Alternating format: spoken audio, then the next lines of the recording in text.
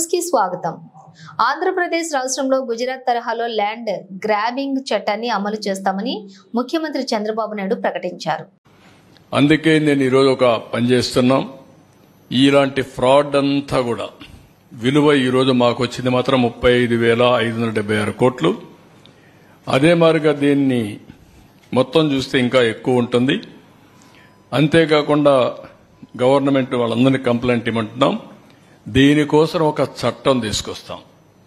AP land grabbing act Gujarat లో తీసుకొచ్చారు.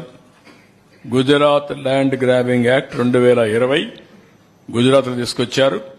ఇందులో ప్రూవ్ చేసుకునే బాధ్యత ఎవడైతే కబ్జా చేశారో వాళ్ళపైన ఉంటుంది. బాధితుల కాదు, ఎవరైతే హైహ్యాండ్గా బిహేవ్ చేసే వాళ్ళ పైన ఉంటుంది. ఈ చట్టం అప్హెల్డ్ చేశారు. ఈ చట్ట ప్రకారం పని చేస్తాం. ఈ చట్టాన్ని కూడా తీసుకొస్తాం.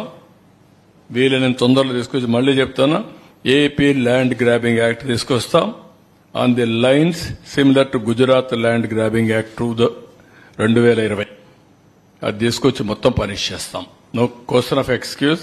ఎవరిని వదిలిపెట్టాం, కఠినంగా శిక్షిస్తాం. నెక్స్ట్